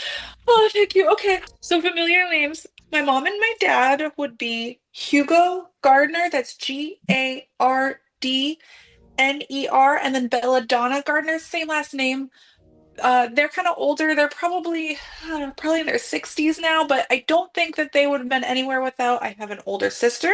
Her name is Sage, and she has two small children. Their names are Lavender and Poppy, but they're children, so they're about, are they 10 and 6 now? I've been gone for so long. They might have turned 11 and 7 by the time. Yeah, they'd be 11 and 7 now. And then I have another brother named Time, and then he has three kids, Peregrine, Robin, and Sparrow, and they're really young kids, so they'd be 7, 6, and 3. And then a niece. as my other sister. They're all the same last name, Gardner. No one ever changed it. And then my sister, Sage, when she married another Gardner. There was no relation, but it was quite funny because then no one had to change their last name. And then Basil's my brother. His last name is Gardner. He has yet to marry, but he had a fiance. I don't know where she is. Her name was Orange. Don't ask me her last name. We just met by the time I left on this adventure. And then Rosemary, my little sister, she's 27, and her last name is also Gardner. And she'll just then go into like descriptions again, like a word vomit of like all what her family looks like, so in case they don't have ages and names, like descriptions of everyone. They all have the same fuzzy, curly red hair as I do. It's a very strong genetic trait that runs on my mom's side. Okay, so this is gonna be interesting. I made a hobbit with a big family, and then I didn't mean for the Shire to fall. No, you didn't, but it did. I'm gonna have you, Okay. because you've got your parents and then 4 siblings, right? And then the siblings all have their kids. Yeah, It's so five well, siblings. not all the siblings. So she has a mom and a dad who probably would not have left without, their grandkids. There is 6 siblings, including Clove. 2 of the siblings, her oldest brother and her oldest sister, have 5 kids between them. 2 kids for her sister, 3 kids for her brother, and then all the other siblings are unmarried without kids. But it's 5 siblings, right? It's 5 including siblings. her. 6 including Clove, 5 not including Clove. Okay, I'm gonna leave this up to you. Do you want to roll for all of them at once, or do you want to roll for everyone separately? Your parents and then your siblings all separately. Oh, Wow. let's do separate. That's just gonna add the ante. Just make Russian this crazy. roulette it. Russian This roulette. is to get immediate information. That's all for immediate information. So for the next, Oh, God. this is you're tasking them to find out for the next 6 hours whether Okay. it's gonna go great or whether they'll have information right away on them. Okay. Clove's about to be super sad. Or Did y'all see them way do you want to roll D100 or do you want to roll D20? Whatever's easiest for you. Dealer's choice. Let's do D100s then. Okay. All right, we'll start with your parents. Okay. D100. D100 so you can describe their death. It's a lot wider 24. range. Okay. Okay, 24. Not good. But I did say my Oh. parents wouldn't have left without all the kids, so that might make sense. Okay. All right. Let's do Sage next and her kids. Okay. Are the kids separate or is it like a family unit? We're doing family units. Okay. Wait a minute, are you going Right. to give us results separately? What happened? Oh, Okay. God, 16. It I was have 24. no clue where my fucking family is. They did. Great. They all fucking did. Great. This is again just to Oh, see if they God. can immediately find information on your family, Oh, dead or dead. not. That's all. Oh, God. damn It it. just means whether or not they're immediate refugees. They could be slaves. Oh, God. Oh. Okay. They could have been. They could have been That's so food. much better. Yeah. It could have been Oh food. God, Slaves. they So could have that's- been food. So you're right. That That was is- Sage. That was her oldest sister, and she has the 2 kids, Lavender and Poppy. Yeah. Yeah, they could be Soylent Green. Exactly. Fuck. The next sibling would be Time. That's her older brother, and he's got the 3 kids. Fuck yeah, Quentin, you knew that. Yes, Oh, I did. Fuck. All right, you want me to roll for Time and his family? No time like the present. Fuck me, 29. God damn. Anybody I'm see that rolling- movie Life where they're like, "I got a letter. Can you read it?" And he's like, "Well, your mama died, your sister Dude. died. Oh, and your auntie. I she imagine died." it's or like Interstellar. Clove's just gonna come back like tomorrow, and it's Oh. gonna be like him in the video with the sun. Yeah. Oh cry. God, Oh, you but- guys! This is what You're gonna be this is what I crying. get. This is why I want to make an orphan character who has no family. Listen, we're gonna go visit my family, and there's just a chance that they've only eaten portion of your family. If your family eats her family, this Fuck. group will devolve into a manslaughter because she will not be kind. Okay. Okay, the next is her older sister and niece. Mm. No sibling, no kids. And your older sister and your niece died. 16. Oh my God, I'm rolling. Dear Lord. We know nothing.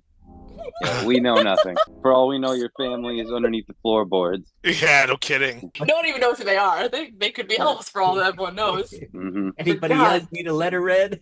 Nope. God. Nope. Okay, next I guess is her Jangling, jangling. brother Basil. Basil actually is what they call him. Here comes Basil. And he's engaged to. Oh. This is Oh, impossible. nine. What'd you roll now? Nothing above a 30 17. so far. Wow. 29's the highest. You. Okay, Three. little sister Rosemary. This is 3 of them were close. below 20. Little sister. Maybe I your should roll last for her. sibling. No, Nope. I'm following it through. I'm following this through. her little sister Rosemary. This is her closest sibling, the one she I cares about. Her I only little volunteer for sister. tribute. Oh, nice. Okay. Hey. Okay. Damn, 36 though, still kind of garbage if we're playing the odds of 100. Yeah, it's still not that great, but better than all the rest combined. Why? Are these in D&D Beyond? Yep. Yeah, because I have Oh, them on my that's phone why. because I'm I'm like, what the carrying kiddos fuck? to bed. Sorry, I'm Oh, carrying 50 kiddos to bed. Oh, 56. You're almost to a D. Yeah. Okay. So as the scribes are writing all these names down, you see them immediately begin getting to worship. Oh, I'm sure Lord Thranduil will know. We can find you. Where can we find you if we find news? Yeah, of course. Any news is good news. Any news is news, I guess. But yeah, you can send a letter. You can send a carrier pigeon. Shit, you can send a person. I'm free Okay, when you we'll find ask something. around. Otherwise, just someone will be here at this station. And she points up, and you can see the Elvish letter. You speak Elvish, right? Yeah, you see the Elvish number for 22, and you get the feeling like this is like a set section for like ease of messengers sending outs and ins. Hey, thank you so much. And with Clove trying to find any semblance of hope, we will shift to Acoustic, who arrives. You had to kind of leave a little bit because to the just northwest of the city is a river that snakes down that does then empty out into a bay at the south of the continent. And as you kind of leave the protection of the forest, you're following a path that looks very clear, and it's not too far out of the city. But as you leave like this boundary of trees, you feel like a sudden cold, and you feel almost like a shimmer as you pass through the barrier. You feel it is snowing on the other side of this barrier, whereas inside it's a nice golden, like almost balmy spring feel. But as soon as you exit the barrier, you feel like a magical kind of oppression, like something is at war at this country actively. I keep powering through. Yeah, I tighten my cloak up and pull the hood up, and you do, and as you kind of do tighten the cloak, you feel like the chains that hold it tight, like kind of almost tighten around you to warm you up a little bit, almost sensing your discomfort from the cold. But as you approach, it looks like a pretty well. It kind of stretches down a little bit towards the bank of the river through a valley, all very well protected. You don't feel in danger whatsoever. Even occasionally. No. With your keen eye, you do catch, once in a while you'll see a scout kind of or a guardian sitting in a tree with a bow. He doesn't seem to he pays you a little mind, but he sees where you're going and doesn't ever bother you. And as you approach, you do see a very large door, very gothic looking feel, and seaweed kind of permeating throughout like all the statues. You see, what you'd very expect, like the stereotypical like Neptune visage, holding a trident, outstretched, waves breaking before him, and a large statue before two just normal double doors. I think of that painting that you had of him. Yeah, right. Yep. And the doors are unlocked. They do look well kept, but they are wood, and they do have like a patina of just like wetness, like a very humidness, which is bizarre in how kind of cold the air feels, and how like kind of room temperature the water is slicking down the walls and the doors. I don't think it'd be unfamiliar to me though. That's like the damp hold of a ship. It'd be like on like a ship at sea. And as you kind of push the doors, they open. Well, coming in, so like it's cold in that, but sorry, coming in, like I pull my Palantir up, like, and I'm walking in there, like I know where I'm going. It's like walking there. I wasn't, like you said, I never felt in danger. I feel comfortable with where I'm at with the directions and that, and I knew I was going to be safe. So I have this out, just kind of casually walking, not guiding me, but like just, I don't know. I kind of know what I'm looking for. I have a question, and I'm just going to see if it works. If it doesn't, then cool. If not, then that's whatever. I'll go back and go war plan. Okay, that's and I'll say, yeah, and as you kind of enter holding the sphere, you do, as you enter, there are priests about. They aren't paying you any mind, as you walk through. It doesn't look uncommon that, some people may come and pray, and it feels very much just like an open church. There's no mass or anything going on like that. But, they, as long as you kind of look like you know what you're doing, they're not going to really attempt to interrupt you unless you approach one of them. As you kind of use the sphere, are you attempting to like activate it? No, sort of. Well, sort of. I know that it has meaning. I know it's meaningful. I know what it's done with me. Like I know that it makes me feel like I know it does something to me. So that's why I have it out. I know where I'm at. This is a special place. So that's why I have it. Like again, I feel comfortable, and I'm not trying to draw attention to myself. I'm kind of there just, again, I'm there just seeing what's up. And then, and like I said, I'd kind of almost just go sit down, not necessarily prostrate or anything like that, but just hanging out. Like we're just, everybody's figuring out what they're doing. I'm taking my time, kind of. It's almost like my version of resting. Yeah. Go ahead, as you kind of are, resting there. Well, think of it almost like if I was walking the deck of the ship in the morning. This is what it's like for me. This is what I'm doing. Yeah, it's relaxing. Yeah, you're Yep. bringing yourself into almost a meditation almost with it. Yes. Yeah, maybe not actively reaching out and praying, but just Correct. spiritually putting yourself in this Very area and opening yourself up. Yeah, we just got done with a gigantic battle, and it's like, hey, we're in. Hey, I got you have to see a literal god. Baby. Yeah, I'm gonna let the sun soak. I'm gonna let the sun soak. Soak in a little. Give me a D20 with advantage and add your wisdom modifier. So that's gonna be a +2 to whatever you roll. So give me that with advantage. Give me 2 D20s. And +2. Yep. Ew, of course. That's not bad. It's not a bad thing. You might have wanted low. We'll see. As you're sitting there kind of meditating over this, and time starts to pass, as you kind of are sitting there, you're just breathing the salty sea air, and you're still ill, but it brings you a sense of peace. And you start to kind of feel that peace get clouded by darkening storms and thunder and waves crashing, and you start to feel yourself back on that boat. And it's one of the worst storms you experienced, and you're rocking from one side to the other, trying to hang on to just a piece of the bow. Does this feel like is this a memory, or is this something like a dream? In the moment, it feels real. Okay, so it feels like something I actually experienced. You have a real sense of, it's not real on a level, but you can feel your heart rate's increasing. You start to feel your anxiety spike. You're getting that almost fight or flight response. And and it's bizarre because you should be able to wake up, but like every time you kind of almost feel like you're turning your head or trying to push your body awake. It's like VR. You're in that moment. It's VR. Like I'm still there. And as this is happening, and as you start to feel the ship bow under you, and as you turn, you see others. You see people that look familiar, but their faces just are cloudy and not there. But you hear voices, and the voices sound like voices that you've known your whole life. Your first mate from your first captaincy. One of your best friends growing up that had a tragic accident at sea that stopped him from being able to go out with you anymore. All these voices that are coming through you, and suddenly you start to feel that panic as the ship is going down. And as you do, lightning strikes, and you feel yourself pop back up, and you look down, and the Palantir is glowing red. As your fingers try to loosen themselves on it, give me a wisdom saving throw. I love this shit, you prick. Fuck. You're going to take 2 levels of exhaustion.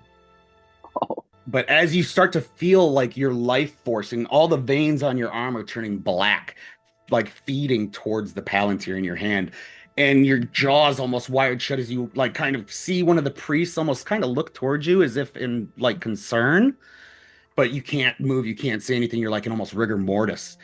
And as suddenly as it kind of comes on, you start to feel it slowly soothe away, and the red fades into the calming, the still violent waves of an ocean, and then those start to subside into a much calmer blue until it fades into a black. And you feel as the like corruption fades from your veins, you do still take those 2 levels of exhaustion.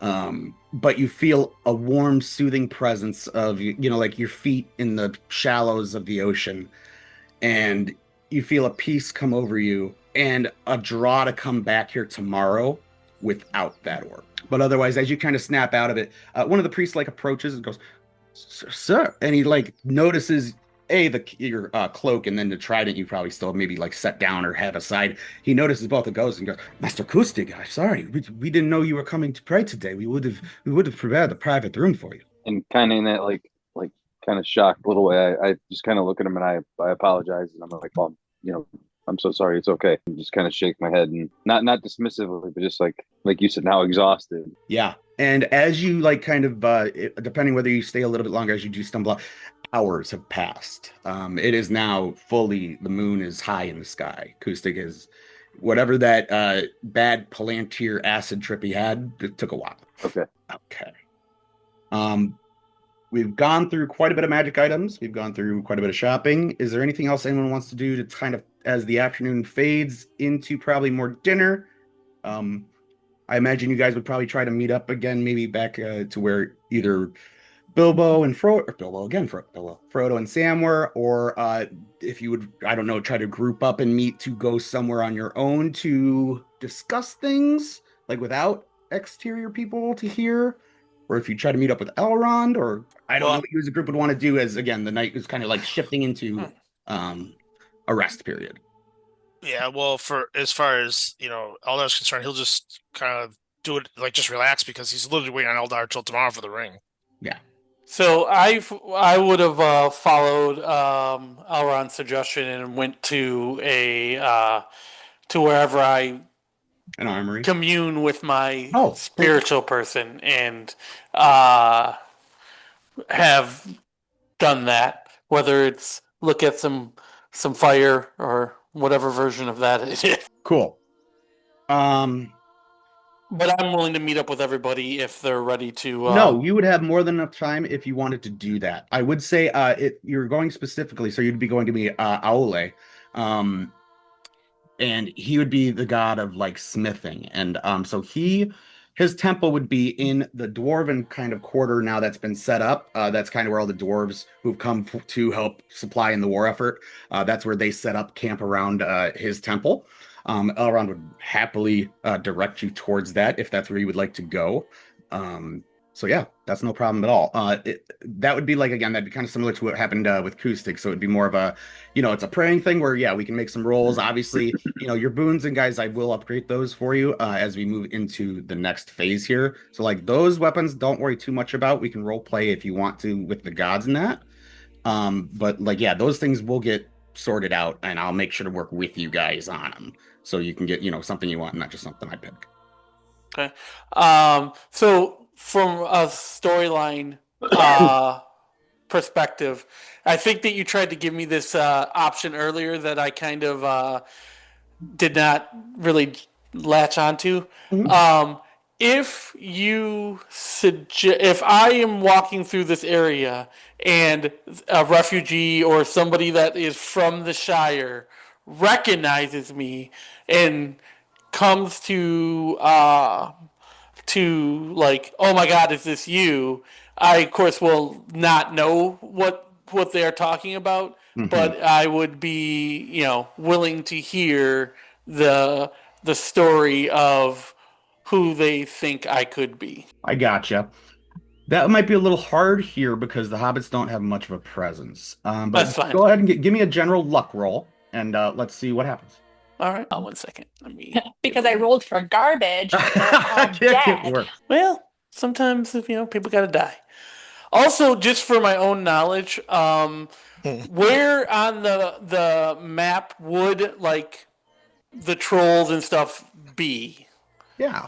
I'll pop those back up. So for your family of trolls, you would have been up in this direction of the mountains. Up here near Mirkwood, on the other side of Arnor, and about these mountains up here. Oh, wait 1 second. Are you doing this on Foundry? Because I'm looking at Zoom. Okay, I see it now. All right. Yeah. Okay, perfect. Up in this corner here. So yeah, you weren't too far from the Shire, but basically when the elves left, they kind of abandoned Rivendell here. The dwarves only kept Moria going. They didn't start mining into the old areas yet. So your guys took a nice little chunk of mountains up here in the corners, and they take those hills, and that's mainly Mountain Hill and Giant territory. Okay, perfect. And then, so is this color coded by bad? Red is enemy held, blue is blue. Red is enemy held, blue is held by men and elves, gray is held by dwarves. And I'm not as familiar with the Tolkien universe. So what came first, like the monsters or like the civilized people? Sure. So elves were the first ones to awaken. And basically they just popped up. The gods didn't know when the hell they were coming. The gods didn't make them. the only race that were made by like the gods as you guys know them are the dwarves. They were made by Aule. Otherwise, they were made by like the one god who's beyond the realm of the council of gods, you know, like that are contracting you guys, and that's causing the Armageddon. Melkor's also one of those. He created men and elves, and they just kind of woke up. Bad guys were kind of created because Melkor grabbed men and elves and just started fucking experimenting on them, torturing them, using magic Is his on name them. like Eowyn? Is it Eowyn? Is that the? Eowyn's the shield maiden from Rohan. Oh, oh, that's right. No, who the fuck is that name? Are you thinking of the one from the Rings of Power?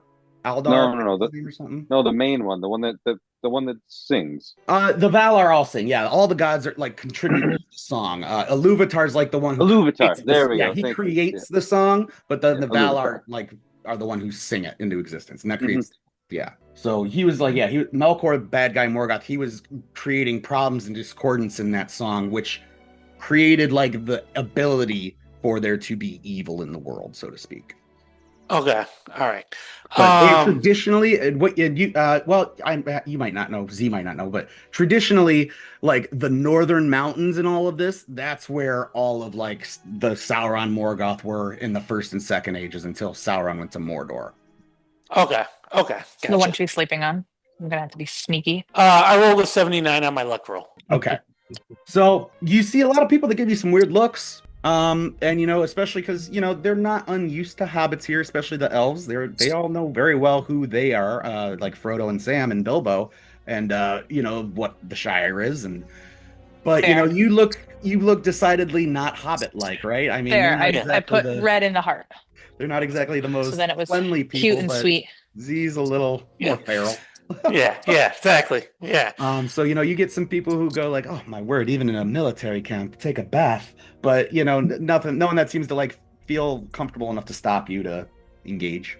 Okay, perfect. So after the my time in the temple, taking the advice of everyone, of the who I've so I don't know the story of these people or why they are important, but I can discern the pack leader because my life is based on that. So Elrond to me is the like alpha of the situation that's happening. So I listen to that guy, and so I do what he suggests I do. I don't need a particular role play for it. That's what I spent my time doing. And then once that is accomplished, I would be more than happy to go feed my belly. Yeah, and I'll say, just for fun and giggles, as Z is, you know, there, as he walks through, you know, you walk through kind of like the dwarf encampment almost. A lot of them give you a little bit more, better looks, I should say, than the elves were. You feel a little bit more welcome among them, and you know, you feel a little taller too, of course. But you know, as you approach the temple proper, and you know, you kind of got good enough directions to be able to notice it. It's a bigger thing than a lot of these forges are, right? But even this does still look like a large forge. It's not like, you know, protected by walls. It's just kind of like tent poles and large flames, and you know, you hear the banging of iron and you know, the creation of things. And as you kind of enter in, you see more normal priests looking, but these priests are working these forges, and they're giving the dwarves a run for their money on a lot of these things. You know, you might not be too aware on the quality of things, but they look pretty good. You know enough. I think dwarves are pretty renowned for their forging and smelting capabilities. I think you can witness some quality when you see it. But as you know, Z kind of takes his place, and you know, whether or not he prays or just kind of does his own little meditation things, he does feel, you know, especially from the hammer, a warmth of being here. Like, you know, like this feels right. It sits a little bit better across your shoulders. Go ahead and give me an insight check, as Z is kind of almost meditating here a little bit. But instead of the wisdom modifier, add your strength to it. So give me a d20 plus 5. Okay. 13. Oh, 8. So, 8 plus 5, so 13. 13. As you're sitting there, you know, the priests, they kind of do a little bit of ministrating, kind of like afraid to approach you. But as you kind of are ignoring them, You feel the hammer and you kind of almost take it out and feel the warmth of it. And you kind of feel the desire to pull, you feel the desire from like one of the forges towards it. Would Z like be at all comfortable in a forge or anything like this around like from his history to like go up to one and approach like these multiple different tools? Absolutely. So he is as like his trade of experiencing is a a rune knight. So he is comfortable forging runes onto things. So he may approach a forge to maybe like cement in some runes on some armor that he's acquired through the thing, and make sure that his gear is in top shape because it is what he's used to. That's how he kind of communes with his version of supernatural, like this process of imbuing runes and imbuing things with runes, and this is where he's garnered what little strength he has, but has put him in the ability to compete in his brood for resources in a very the strong will survive environment. Very cool. Go ahead and give me a wisdom saving throw. You want to fail this. All right, let's see what happens. At least you're honest. To fail things. Natural 20. No, just kidding. 16 though. Okay. As you you feel the pull towards the fire. You put the hammer down. You start to pick up almost like a chisel, but like a deep one. Your hands almost kind of start to move on their accord, is similar to like what Acoustic had going. Like you're almost in a bit of a trance, and you're almost back to your apprentice days, and you're frustrated because you're trying to get this one rune just right on it, and as you pull the hammer out, you take the chisel and you start smacking into it, and you smack into it, and you smack into it, and then you look and you're kind of back. You're trying to etch into this artifact hammer that was given to you by a god, right? And some of the people are looking around you in a bit of horror. As you kind of slowly set the tools down, regain your faculties, grab the hammer, and you feel another pull towards it, but it's a pull again towards the fire. And as you kind of like sink the head back in, you feel your hand let go of it, and you feel that you should leave it in this fire. Leave it overnight. All right, I'm one to follow the feeling. So I look at like you said, there's a bunch of clerks and stuff around, and I say, "This is mine, and I will be back for it." Yeah, give me an intimidation check with advantage. All right, click advantage. Boom. Dirty 20. They fucking put their heads down and start banging away. They are very, very scared. Cool. All right. As you come back from the temple, try to start moving around, finding other people. I'm not going to make you guys all start rolling for it. Was there anything else anyone wanted to do as we move towards the dinner evening area that they wanted with their afternoons? Nope. Just once that question gets resolved, just obviously buy one of the items, and pay whatever gold that it would cost me for that. It doesn't have to be right now. I missed it. Did we all get a share of gold, or did I not get a share of gold? I don't Everyone care if I got did. 500 platinum, yes. Okay. 500 platinum. Yeah, I'm just holding it for you. Oh, okay, that's fine. Thanks, I appreciate it. Don't worry, it's definitely yours. Yeah, it's definitely not getting spent right now. Okay. I need to steal 2 people's shares so I can go buy my serpent scale armor. Jesus. I rolled so terribly. So Andy, you want to do boots, with and being then advanced. you want to do a boon, or did you want something else? I'm all over the place on notes. So you said the boons were part of the storyline, which is totally fine, which I can wait for that. Yep. Okay. And so yeah, that'll happen then. Okay, yeah, if it'll happen, because there was 3 of them, if I'm not mistaken, and we only got to pick the 2. There are 4, and you got to pick 2 of them. Yeah. 4. Yeah. So yeah, you guys will get an extra. You'll get one of those, no problem. Yeah. You're gonna get one of those when you leave. So did you? And otherwise, just narrow it down to 2 items. And neither of those will go over your allotment of gold. So okay, yeah. Depending on how often the boots of haste work, I believe it's long rest, right? Well, it's either short or long rest, so I'm not 100% certain. I think I have those on mine, so if you just want to look at mine, Karen. Yours are different, I think. Oh, never Let me double mind. check though. I might be wrong. I might have just reskinned those. Yeah, it depends because there's boots of speed and then there's the boots of Lorien, which I tune those because she'll get one casting of haste on herself per day, but then she gets still like once the 10 rounds are over, you get your exhaustion on it. The boots of speed give you double your speed. Any creature that makes an opportunity attack against you has disadvantage on the attack roll. And that lasts for 10 minutes or a long rest. So if you want the same things she got, which it's more like, I think that's, more like Boots of Haste. Or if you want Boots of Speed, it's up to you. But you can have either. The boots of haste, because I don't mind the exhaustion, but if that's not possible, because I believe those might be more of a homebrew, that's fine. I would say that'd probably be your one item for it, and it'd probably cost you about 800 gold. Yeah, so I would say probably instead than a cloak of protection, which just a green one, and boots of flying. Would that be? That's fine. Yeah, we'll call that 800, 400 apiece, no problem. Okay. So, Theodore, oh, sorry, go ahead.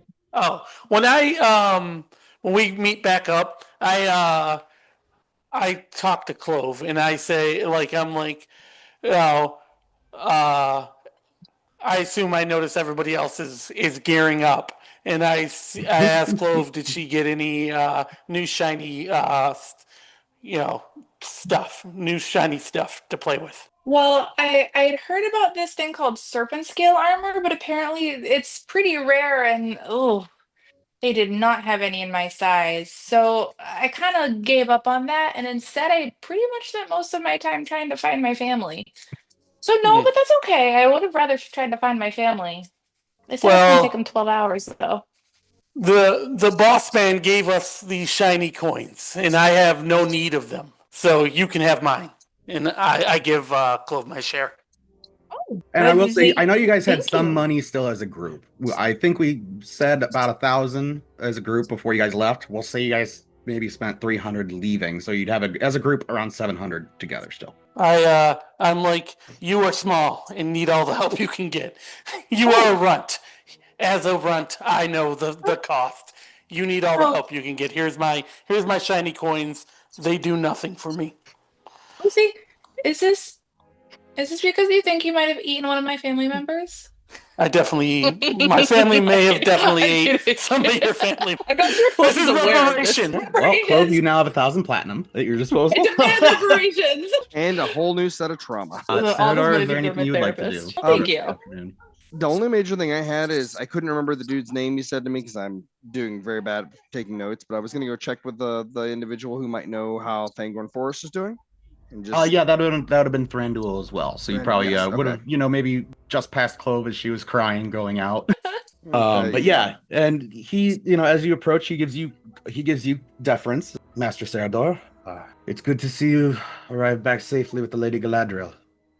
It would have been quite the loss, but it's a shame you guys could not bring back Lord Celeborn as well. I'm not sure if you'll be able to bring back if we send you after Gandalf, but maybe you'll prove me wrong. What can I do for you? He'll look a little cheapish and be like, just Serador works. I was just like to check on those that back where I called home in the Fangorn Forest. There were many Ints there that I called friends and family, and I just didn't know if the woods were still safe. From everything we've seen so far, Fangorn stays up. We have through the gap of Rohan and Isengard still held along the river Enedwaith.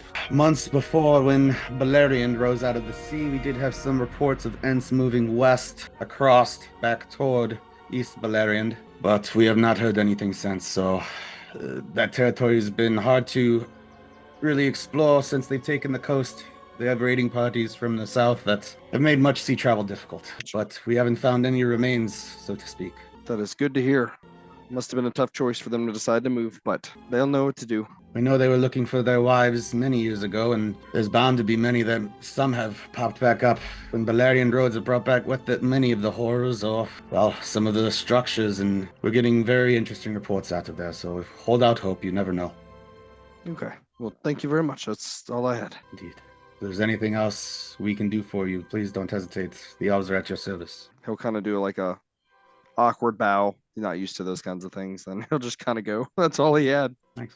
Cool. Yeah. Unless anyone else has anything they would like to kind of catch up on, I'll say you guys all kind of get a little bit of running into maybe, you also try to stumble back, maybe assuming you're eating back with Sam and Frodo. They're waiting for you. They're actually dressed up rather nicely. They have little bow ties on, white clean shirts. They go, oh, we're glad you're back. Lady Galadriel, she's invited us to for dinner, and it seems to be most of you are kind of, and as you all start to roll back in, at different times, of course, but you can clean yourselves up, make yourselves a little more presentable if you like, depending if you'd like to bring any of your weapons or your best garb. You guys are invited to what you assume is either a war council dinner or a thank you dinner by Galadriel.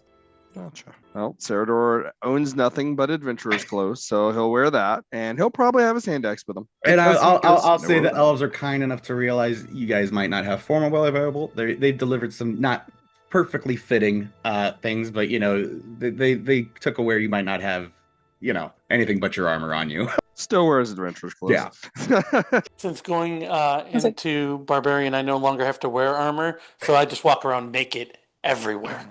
Would they have formal wear that would fit? I'm sure they would have something that would fit clothes. She'd try to dress up nice. That's no problem, Andy. Yeah, that's fine. Cool. Oh man, I just looked at what this serpent scale armor would give me. It's awesome. I'm saving for it. Make my 15 and 18. And as you guys do arrive, Sam and Frodo, they guide you guys to the residence of Galadriel, who is the rightful queen of this land. So this is obviously a much more extravagant palace that is, it winds up the large Malorn tree that does extend out of the forest, larger than any of the others. And as you guys do loop up, it takes probably about a good 10 minutes to walk up this tree. As you guys arrive, you're welcomed in. Elrond is there, Thranduil is there as well. You guys quickly get the meeting. This is a bit of a preparation meeting that's going to have snacks, but it's a large table, straight square. Galadriel's seated at the head with Elrond. The two of them are poring over maps, both of them wearing their rings, obviously, which catches the eyes, especially of those who are currently in possession of rings themselves. But Thranduil sees you all enter, gives a bit of a scowl, and just takes his seat, primly waiting for everyone else. Otherwise, there are a couple generals that do take their seats as well, seeing you guys arrive as well, and a couple of servants do kind of guide you guys to each of your own places at the table. As Galadriel looks up to you, she does still just look completely haggard and drained. She looks a little better than before, especially with Lord Elrond's healing, but she's looking tired. And she looks up and warmly smiles at all of you, of course, and goes, "Oh, well, it's thankful our dungeon depth heroes have joined us finally. Please be seated. We are trying to gather our next steps. We have an idea of where to place our war effort, but we do hesitate at leaving Gondor on their own. The dwarves, of course, as well," and she nods to you, Osiris. We have sent out a couple strike forces, but we do not feel comfortable giving commands to you who have been chosen by the gods to carry this out. The Valar chose you, and so we feel you should have an input on what we believe in our battle plans, but also what you think is the best course of action for your troop. What is the situation at sea? Yes, at sea. And she'll pull out, a larger map, pulling it over. And you see Elrond kind of sweep some magic over it, and it enlarges it behind her, and it zooms in a little bit on the Sea of Beleriand.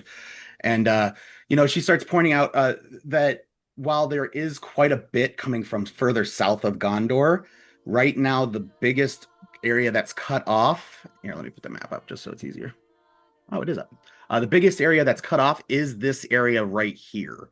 So sinking into Eriador is where they're having the most trouble. Everywhere else they can get open sea lanes. So through Gondor, ships are making it through into Beleriand and the seacoast there. They're making it through. She kind of points over to Numenor. Numenor, we know it has been raised. It seems to be a ghost city. We sent Gandalf and Tyrion there. They are investigating for the Silmaril, but we are unsure of what they may have encountered. They left about 4 weeks ago, and we haven't heard back since. We haven't sent any messengers. We fear that maybe magical communication is being disrupted by some force out there. We don't believe it's from the sea. Again, we can see it from the coastline, but it's just Gandalf didn't want us to land troops en masse onto the island. But there are, of course, still some of the monsters of the deep and of the world, and so ship travel is never guaranteed. Still, though, at this time, if the sea lanes are open, I see That would two. be some of the fastest travel available for us, yes. And then, of course, we do have control of, we do have control of the Anduin. So if you wanted to go up Gondor through that via ship, that's an available option as well. I mean, there's two ways of thinking about it. It's we had to take advantage of enemyless seas and cross into Numenor to meet up with Gandalf and possibly get the rings that he is in possession of, or we go where we're needed, well, where reinforcements are needed more and aid there, which would be Rohan. Osiris kind of like comes walking up in like this new garb, and but hold on, but I do caveat. But either way, if we do decide Numenor, we cannot teleport. We must take a ship. If we do not, and we go there by teleportation, and Gandalf is somehow incapacitated, we will be stuck there. So we would have to actually acquire a ship. Can we do that? Thranduil kind of goes, yes, we have a fleet available. We could spare a ship and a crew if need be. And then I just kind of throw my hand. I just kind of softly throw my hands up and then kind of look at everybody and I was like, but I leave it to the group. Those are just my two. And right about here, Elrond kind of like set down the journal that he's still been flipping through and perusing, really. He's been paying attention, but, his focus is clearly on this. And he kind of motions to a page and goes, this part I've read is interesting, and it's clearly, it fills in a lot of the missing pieces we had of what Sauron was trying to plan during the Third Age. He wanted the ring for a reason. It wasn't for his dominion. He believed, at least according to this, if this is his notes, Annatar believed that by somehow reuniting the Silmarils with his ring, he could open the doors of night. If it's possible, we could find the Silmarils, we could perhaps use our rings to seal the doors in a similar process. But that's what Gandalf was believing these were important. That's why he went and Glorfindel went to Gondolin. The hunt for those, it's secondary because it's a long shot. This is encouraging information to read that there might be a process for it, but it's still a long shot in a war. So that's just information if you guys would want, if your group would wish to take a more stealthy and singular approach that isn't straight warfare. Otherwise, we could use your troop in many different strike areas, as Galadriel and Thranduil can explain further. I don't think we were sent by the gods to do anything other than what we were tasked to, which was to gather rings, not Silmarils or whatever other backdoor ways you speak of. And then that's it. I just sit back down because I'm level 2 exhaustion and I fall asleep. Osiris will stand up. I'll be ready to go into battle wherever I feel or you feel that I'm needed. And he like puts his hands on his hips and like he whispers something in Dwarvish and he starts floating. And now he's got this cape, this cloak that's flying behind him. He's just floating. You catch Galadriel just giving you a smile, a little glint in her eye. Guys, I just made Superman. I was about to say. All right, while he's doing that, I go over with my chisel and I start chiseling the glyph of S on his chest. It's not an S, it's the glyph of hope. As this is occurring, you do see a couple of dwarf envoys like looking at you very incredulously, and you recognize they probably know who you are. Fantastic. Cool. So yeah, as the dinner progresses, I think we'll probably tie it down there so you guys can kind of think about what route you would like to take on that. We've given a couple options. I think you guys kind of are in agreement. You might want to go to Numenor, but the way there might be different. We got some of the magic stuff done. Again, we'll rush through the next. Wait, did we say Numenor? I don't know. I thought that's what you guys were kind of thinking. But I mean, I'd rather you go to Gondolin. No, I'm kidding. No, you guys can maybe discuss it a little bit. We'll just Oh, say I thought the opposite. we'll go I was out just of telling RP everybody, I'm like, if you guys if want to discuss it, unless you want to do it a little more in RP. No, I'm sure we could have a decision by the time we do our next session. I vote we go to the ship. We pass through the Shire on the way to the sea, and we go via the ship to wherever we're supposed to go. That's my vote. I would for Oh, sure is that just an like option? Passing by the Shire, is that an option? You guys are aware Galadriel is capable of teleporting you. You feel that's a very rare magic, and only she can only do it, so she can absolutely teleport you guys anywhere in the world. Nope. But that is why you would I be said without travel. So that is why I said to everybody, it's like if we were gonna go to Numenor, we have to take a ship because if we teleport there and one of these fuckers gets incapacitated, we are marooned on a fucking island. Yeah, Yeah, no. Do they not have ships we could take back? No, but not if we Can't you teleport build there. me a ship? Numenor's very ghost island. It was sunken to the bottom of the sea, and so Gotcha. there's ruins there now, but it's there's nothing you can imagine might be usable. Got it. I personally, me above table, I want some ship action. Yeah, I'm down for ship action too. So You guys, there is also there is down for mountains to the that. north here. It's hard to see, but like at the northwest corner of the map, that is still connected via land. So there is a land bridge up there, like Alaska. So you guys aren't Y'all about to be anywhere, listening but to me. You can, like I said, there is the option you could teleport to Gondor and get a ship out of there, so you'd have one closer. There are other options. You don't have to take a ship immediately. Well, I figured we would by going through stopping on the Shire on the way to the sea. It's making multiple party members happy at the same time. So Steve gets to see. Jess gets the thing. I get to kill Andy when he's not paying attention. Everybody wins. I'm Well, more than happy to take you guys to the Shire. You will be pretty heavily into enemy lines, but I think it'd be hilarious. You guys just popping up and it's like just fucking slave camps. Oh no! Oh, thank you for that. Just in the middle of the Shire, you guys just apparate, and it's just. Well, Yeah, I was just gonna say, it's just Auschwitz. if Chloe's family got out, she wouldn't have the burning desire to go to the Shire to see if they're there. But I rolled such garbage. Okay, fuck the rest of them. Garbage. Passionate Clove.